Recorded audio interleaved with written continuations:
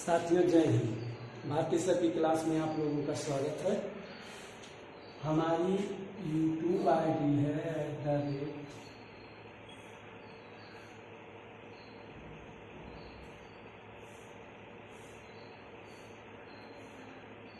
@1982। इस पर जाइए और ज्वाइन करिए। हम लोग अभी तक नंबर सिस्टम और घातांक के बारे में पढ़ चुके हैं। आज से आप लोगों को शुरू कर रहे हैं वर्ग, जिसको हम कहते हैं स्क्वायर या वर्ग। वर्ग क्या होता है, इसके बारे में मुख्य जानकारी पहले कि आखिर ये वर्ग है क्या, या फिर संख्याओं का वर्ग करते कैसे हैं। पहली चीज तो अगर रेखागणित में बात करें तो ऐसी आकृति जिसकी चारों भुजाएं बराबर हो, बंद आकृति होनी चाहिए और उसकी चारों भुजाएं बराबर हो तो वर्ग कहलाती है। जैसे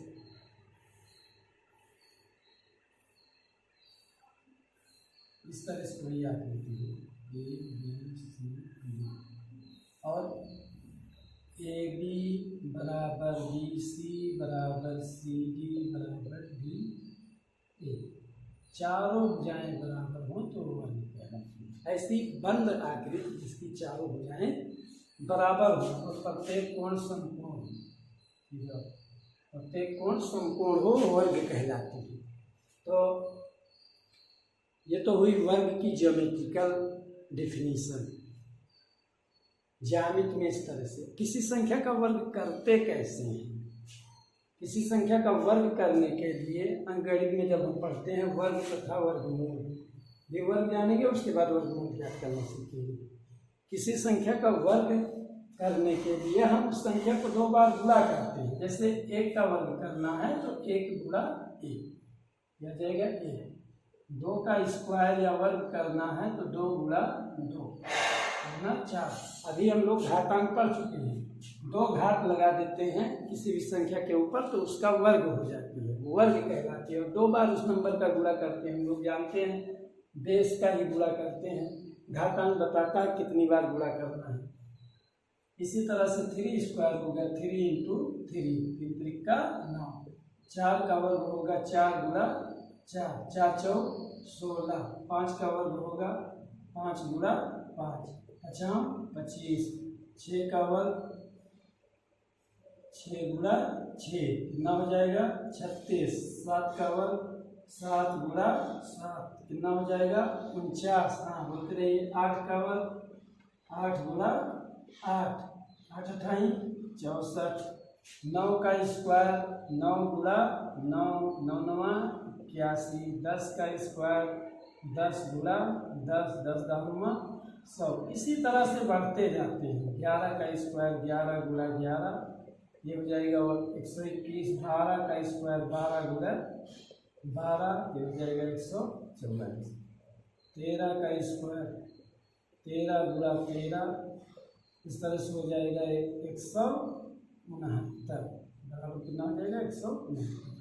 तो किसी संख्या का वर्ग करने के लिए हम उस संख्या को 2 बार मल्टीप्लाई करते हैं तो हमें क्या प्राप्त हो जाता है वर्ग। अब आगे देखते हैं। धनात्मक संख्याएं हमने लिखी हैं 1 से 13 तक। तो धनात्मक संख्या का वर्ग तो धनात्मक आएगा ही, 2 बार गुणा करेंगे। कोई भी ऋणात्मक संख्या लेंगे तो उसका भी वर्ग धनात्मक ही होगा, क्योंकि ऋण को 2 बार गुणा करेंगे तो धन ही आएगा। अगर हम ऋण 5 का स्क्वायर करना चाहें तो ऋण 5 गुणा ऋण 5 ये 50 क्या आ जाएगा 25 ही आएगा और ऋण का गुणा धन। तो धनात्मक संख्या हो या ऋणात्मक संख्या हो, जब भी हम वर्ग करेंगे हमें सदैव धनात्मक संख्या ही प्राप्त होगी। किसी भी संख्या का वर्ग करेंगे चाहे धनात्मक हो चाहे ऋणात्मक हो तो वर्ग हमें धनात्मक ही प्राप्त होगा। फिर से एक बार बोलते हैं 1 के 1 2 दूना 4 3 त्रिका 9 4 चौक 16। जो भी पहाड़ा पढ़ना है उतनी बार पढ़ना है। जो भी नंबर हो उसको उसी से मल्टीप्लाई करना है तो हमें वो वर्ग संख्या प्राप्त हो जाती है। अब आगे बढ़ते हैं। हमने कहा कि धनात्मक संख्या का वर्ग धनात्मक संख्या, धन 3 का वर्ग करते हैं तो 3 गुणा 3 बराबर हो जाता है 9, और ऋण 3 का वर्ग करते हैं तब भी ऋण 3 गुणा ऋण 3 होगा, और ये भी आएगा 9। कहने का मतलब ये 9 जो है, जो भी संख्याएं हमें किसी नंबर को 2 बार गुणा करने पर प्राप्त होती हैं वो कहलाती हैं पूर्ण वर्ग। ऐसी संख्या है पूर्ण वर्ग। ऐसे ही सभी संख्या जितने भी है कि 1 2 दूना 4 3 त्रिका 9 4 चौक 16 55 25 6 छंग 36 7 7 49 8 28 64 9 9 81 और 10 10 100, ये सभी संख्याएं पूर्ण वर्ग संख्याएं हैं। तो अगर हमें संख्याएं ज्ञात करना हो, वर्ग ज्ञात करना हो, तो उस नंबर को हम 2 बार क्या करेंगे, मल्टीप्लाई करेंगे। अगर फ्रैक्शन में लिखा है, भिन्न में लिखा है ऋण 5/7 की घात 2 ऋणात्मक पद है, तो इसको क्या करेंगे, ऋण 5/7 गुणे ऋण 5/7 पदीय संख्या के रूप में है ऐसे ऋण 5/7, तो ये हो जाएगा 50 25 और 7 7 49, इसका वर्ग हो जाएगा 25/49। तो किसी भी संख्या का वर्ग करने के लिए उस नंबर को हम 2 बार मल्टीप्लाई करते हैं, ना कि 2 से मल्टीप्लाई करते हैं। बहुत से बच्चे 2 से गुणा करने लगते हैं, गलत हो जाता है। 2 से गुणा नहीं करेंगे, 2 बार गुणा करेंगे। जैसे 11/13 का वर्ग करना हो, बताओ कैसे करेंगे। पहला तो हो जाएगा 11/13 गुणे 11/13, ऊपर का ऊपर गुणा कर लेंगे, नीचे का नीचे 121/169, ठीक। ये 11/13 का वर्ग हो गया। ऋण 8/9 का वर्ग करना हो, क्या करेंगे, ऋण 8/9 गुणे ऋण 8/9, 8 8 64 9 9 81, 64/81, इस तरह से इसका वर्ग हुआ। तो हमें लगता है कि आप लोगों को समझ में आ गया होगा। किसी भी संख्या का वर्ग करने के लिए हमें उस नंबर को 2 बार गुणा करना रहता है। ध्यान देने वाली बात यह है कि धनात्मक संख्याओं का वर्ग तो धनात्मक आएगा, ऋणात्मक जो होंगी उनका भी वर्ग धनात्मक ही प्राप्त होगा। अब सम और विषम देखते हैं। सम संख्या का वर्ग और विषम संख्या का वर्ग क्या आता है। अभी हमने लिखा है 1 का वर्ग 2 का वर्ग 4, 3 का वर्ग 9, 4 का वर्ग 16, 5 का वर्ग 25, 6 का वर्ग 36, 7 का वर्ग 49, 8 का वर्ग 64। कहने का मतलब अगर सम संख्या देखिए 2 4 6 8 9 का वर्ग 81, 10 का वर्ग 100, सम संख्या।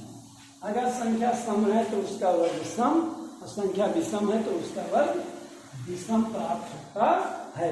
और ये जो संख्याएं हैं 1 4 9 16 25 36 49 64 81 100, ये पूर्ण वर्ग संख्या है। कैसी संख्या है, पूर्ण वर्ग संख्या। तो यहाँ पे हम लोगों ने समझा कि वर्ग क्या है। और अगर ज्यामिति में पूछा जाए तो कहेंगे ऐसी बंधाकृति जिसकी चारों भुजाएं बराबर हों तथा प्रत्येक कोण समकोण हो, वर्ग कहलाती है। वहाँ पे भी परिमाप और क्षेत्रफल ज्ञात करना है, अभी बाद में जब ज्यामिति पढ़ाने लगेंगे तब उसमें बताएंगे। यहाँ सिर्फ हमें ये सीखना, किसी संख्या का वर्ग करने के लिए उसको 2 बार मल्टीप्लाई कर देते हैं।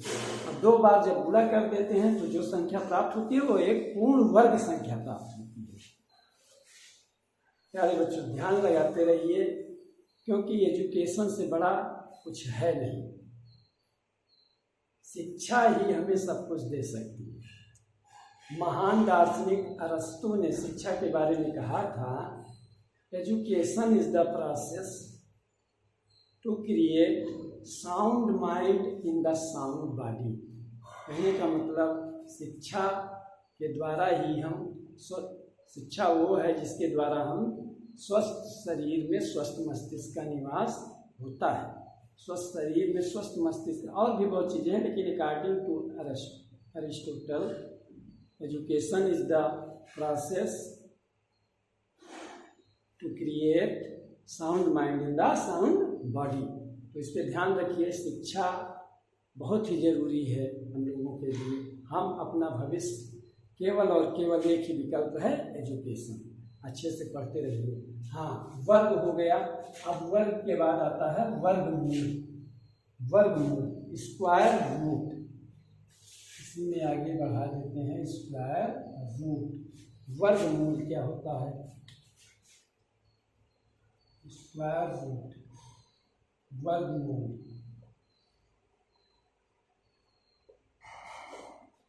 जो भी पूर्ण वर्ग संख्याएं हैं उनका हम वर्गमूल ज्ञात करते हैं।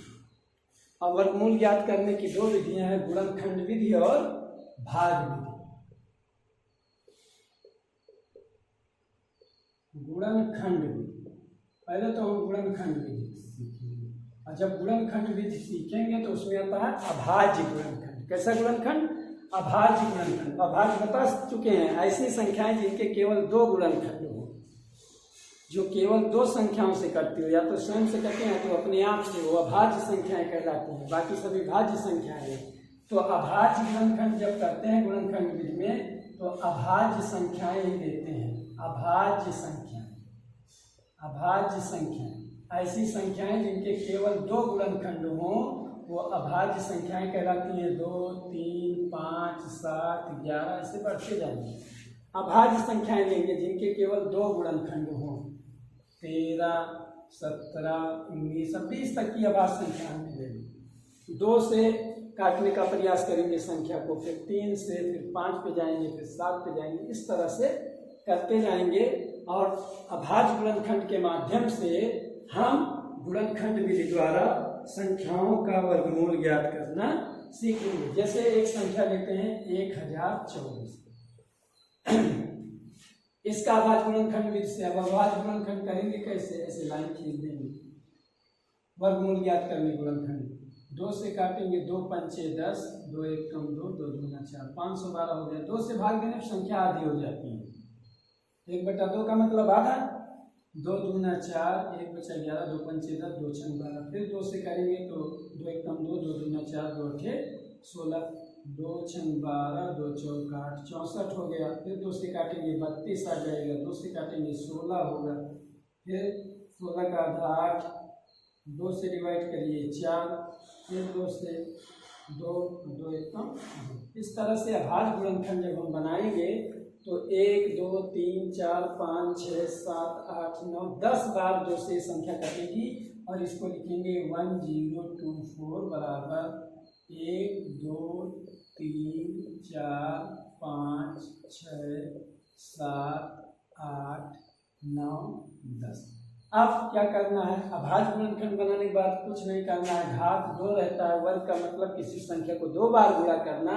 तो यहाँ पे जोड़ा बनाते हैं, पेयर जोड़ा बना लेते हैं।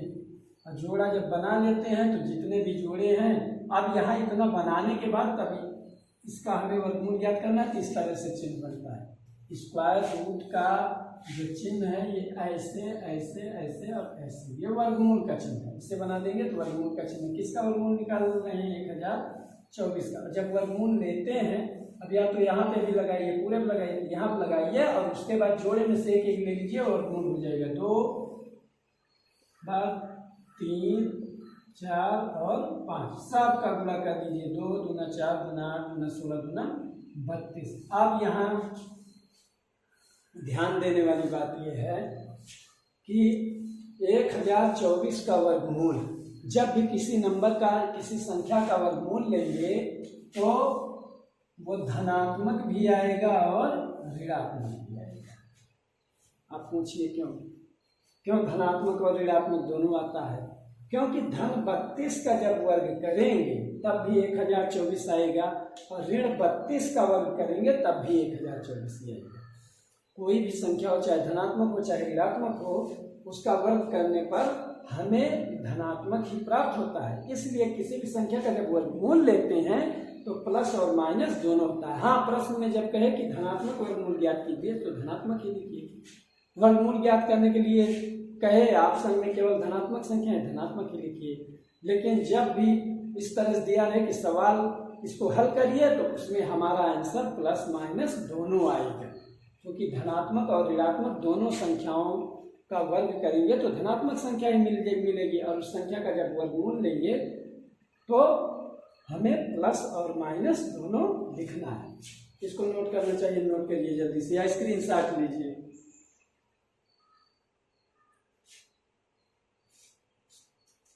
एक और करते हैं गुणनखंड विधि से, यह है अभाज्य गुणनखंड। अभाज्य गुणनखंड विधि, अभाज्य गुणनखंड के माध्यम से संख्याओं का हम क्या सीख रहे हैं, वर्गमूल ज्ञात करना, वर्गमूल स्क्वायर रूट। और जो संख्याएं होती हैं वो पूर्ण वर्ग होती हैं।